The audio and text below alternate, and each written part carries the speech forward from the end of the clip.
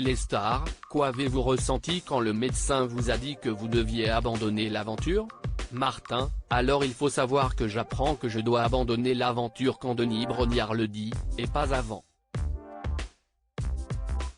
Quand il l'annonce aux téléspectateurs, il me l'annonce en même temps. Donc sur le moment, s'il y a un effondrement. Et à l'épreuve individuelle, quand Denis me dit que je ne peux pas y participer pour raison médicale suite à l'avis du médecin, je m'effondre une première fois parce que je sais que ça pue pour la suite de mon aventure. Je me suis déjà fait plusieurs entorses et je savais que ma cheville avait bien tourné. J'ai eu une petite déchirure du ligament. Puisque vous avez appris sur le coup que vous deviez abandonner l'aventure, avez-vous eu quand même le temps de dire au revoir à votre équipe? Martin, non. Je leur dis au revoir quand je suis sur la plage, il s'est passé exactement ce qu'on voit lors de l'épreuve. Tout le monde apprend en même temps que je dois quitter l'aventure, et moi quand j'entends ça, je suis effondré car Koh-Lanta ça ne se vit qu'une fois. Il n'y a pas pire que sortir sur blessure. Moi je voulais atteindre la réunification et pouvoir ensuite essayer de me confronter aux autres sur les épreuves individuelles. Mais encore une fois, je ne sors pas sur décision du jeu, dans le sens où on n'éteint pas mon flambeau, je ne me fais pas virer par mon équipe. Si y a une décision médicale. Et franchement, il n'y a pas pire car j'ai vraiment ce sentiment d'inachevé où mon aventure s'arrête net et je ne sais pas jusqu'où j'aurais pu aller. Pensez-vous que vous auriez pu aller jusqu'au poteau? Martin, je n'en sais rien, honnêtement je ne sais pas. Le problème si est que voilà, cette question je me la suis posée un paquet de fois et je n'aille pas la réponse, personne ne l'aura.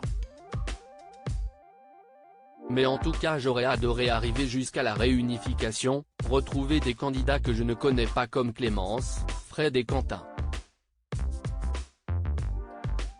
Y a-t-il des épreuves que vous auriez aimé disputer mais que vous n'avez pas eu le temps de faire? Martin, les boules qui s'empilent, si est une épreuve que j'aurais adoré faire car si est tout bête mais on la voit dans Koh-Lanta depuis des années.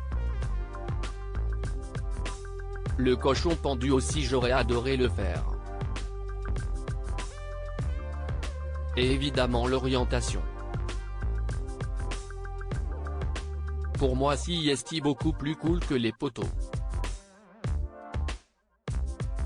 Je suis quelqu'un de très impatient donc vous pouvez imaginer que rester sur un poteau, ça me fait vite chier, rire. Après, est-ce que j'aurais eu les capacités d'arriver jusque-là, je n'en sais rien. Quel est votre meilleur souvenir dans l'aventure? Martin, j'en ai deux qui resteront vraiment gravés dans ma mémoire. Le premier, si est la première victoire en équipe. En termes d'émotion, c'était indescriptible parce que déjà si est la première victoire en équipe et puis parce que lors de cette épreuve je me suis mis un peu en avant et j'ai demandé à mon équipe de me faire confiance.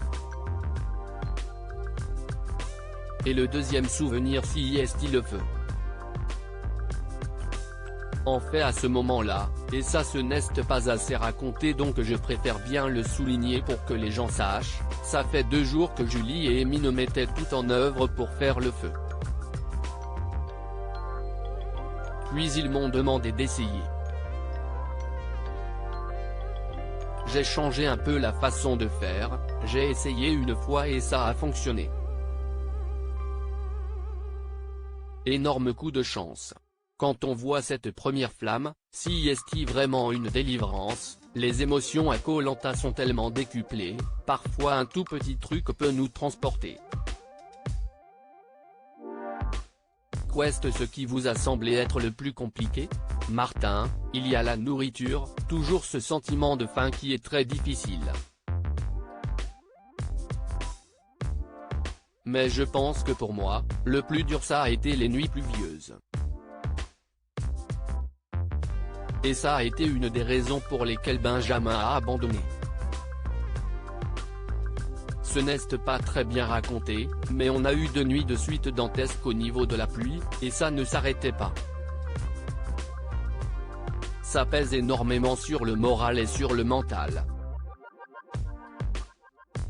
À la fin, Benjamin a juste dit qu'il ne pouvait plus, et je le comprenais.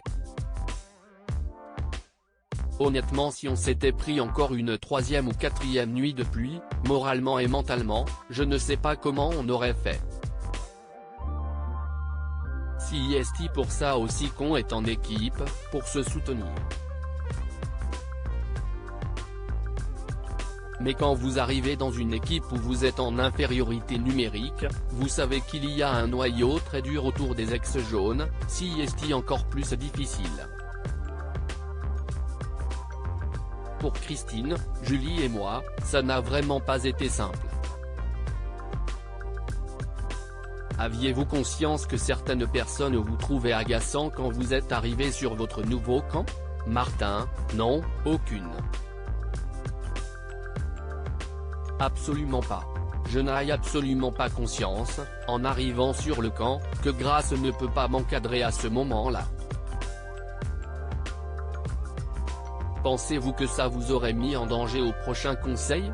Martin, oui, même sans savoir que j'agaçais Grace au point qu'elle ne pouvait plus m'entendre, je savais que de toute façon j'étais en danger. Parce qu'on était 3 anciens rouges. Et puis voilà, très régulièrement il venait me voir, on ne voit pas souvent à la caméra, mais il venait me voir en me disant, en gros, il faut que tu te fasses un peu plus discret, ou il ne faut pas que tu sois aussi présent que quand on t'entendait sur les épreuves des rouges. En gros, il faut que tu fermes un peu ta gueule, donc je le comprenais très bien. Et ma plus belle vengeance, c'était de récupérer le totem pour eux. TS, avez-vous un regret par rapport à l'aventure? Martin, de ne pas avoir eu la chance de posséder le talisman. Parce que je pense que je me serais éclaté stratégiquement.